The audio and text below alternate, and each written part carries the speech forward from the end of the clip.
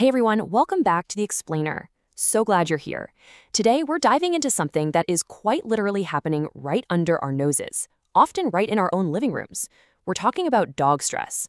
Now, obviously, we love our dogs, we absolutely want the best for them, but sometimes what they're trying to tell us just totally gets lost in translation. It's a truly silent problem. So, I want to ask you a question, and yeah, I might sound a little dramatic at first, but is your dog stressed right now? Like right at this very moment? I bring this up because I really want to challenge our default assumptions. You might be glancing over at your dog napping in the corner or, chilling by your feet and thinking, no way, they're perfectly fine. But, well, the truth might actually surprise you. Because here is the hidden reality. Your dog could be stressed right now, and you'd honestly never know just by looking at them. See, as humans, we're completely wired to look for those massive neon sign signals.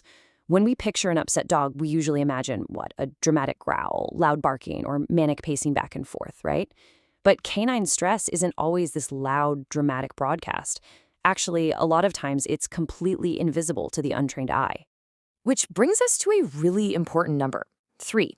The research tells us there are exactly 3 subtle signs of stress that the vast majority of dog owners just completely miss. I mean, they fly totally under the radar. But by the time we wrap up this explainer, you are going to be fully equipped to spot every single one of them. All right, let's jump right in. The first subtle sign of dog stress is lip licking. Now, let me be super clear here. We're not talking about your dog licking their lips right after they've totally demolished a bowl of food or, when you're standing there holding a treat. We are looking for lip licking that happens out of nowhere. Just this quick, unexpected flick of the tongue when there is literally no food around.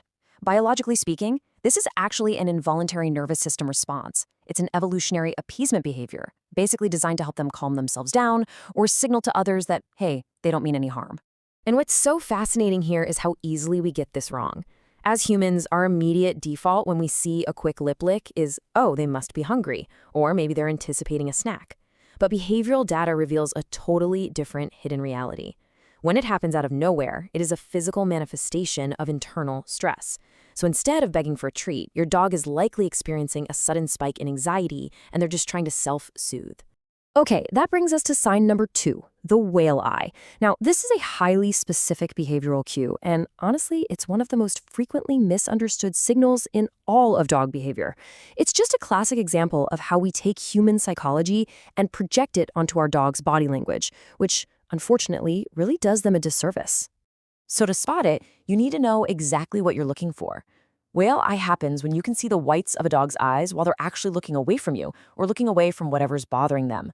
Picture this. Your dog's head is turned slightly one way, but their eyes are straining to look back in the other direction, exposing that white crescent shape.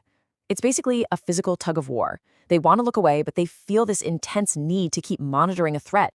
And this brilliantly illustrates the communication disconnect we have. We see those big, wide eyes and innocently think, oh, look how curious they are, or, aw, they look so guilty and cute. But we really have to scratch that assumption. The behavioral data is crystal clear. That wide-eyed look actually signals true discomfort. It is not curiosity, it's a defense mechanism. They're uneasy with whatever's going on, and they're just trying to keep a watchful eye on a stressor without having to face it head-on. And finally, we have sign number 3, a tucked or stiff tail. The really tricky and frankly fascinating thing about this specific sign is that it can happen when absolutely nothing seems to be happening. The room could be dead quiet, nobody's moving a muscle, and yet there's that stiff or tucked tail just acting like this silent, glaring alarm bell. The absolute crucial takeaway from researchers here is this concept of holding tension. You see, a dog with a tucked or stiff tail is physically bottling up tension inside their body. They are definitely not in a relaxed, neutral state. Even if the environment seems perfectly peaceful to you, that tail is screaming that internally their nervous system is on edge. They are quite literally preparing for a fight or flight response. I actually want to pause and slow down for a second here because this is really the core theme of our entire explainer today. None of these things look dramatic. A quick lick of the lips, a sideways glance showing the whites of the eyes, a tail that's just a little too stiff. That is exactly why almost everyone misses them. They're so incredibly subtle that if you aren't actively, purposefully paying attention, they just blend right into the background noise of everyday pet ownership. So let's just step back and look at the whole picture for a second. An out-of-nowhere lip lick, the sideways glance of a whale eye, a stiffly held tail. Seeing all of these laid out helps us realize just how quietly our dogs communicate their unease. It's this incredibly subtle language of microexpressions, which is just worlds away from the loud barks and growls we normally associate with a stressed out pet. But what happens if you start noticing more than one of these things at the same time? Well, that brings us to the number two, which is your critical tipping point. The research strongly highlights that if you spot two or more of these subtle signs happening together at the exact same time, your dog is actively telling you that their internal stress meter is absolutely redlining. They have officially hit their limit. When you spot that threshold being crossed, when you see two or more of these signs combined, you now have a clear, immediate action plan. Step 1, give them space. Just back away and let them decompress. Step 2, pay close attention to the situation. What just changed in the room? Was there a sudden, loud noise? Did somebody lean over them?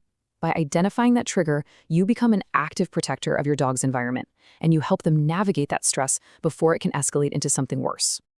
So now I'm turning this over to you. Think about the last time your dog seemed quote-unquote perfectly fine.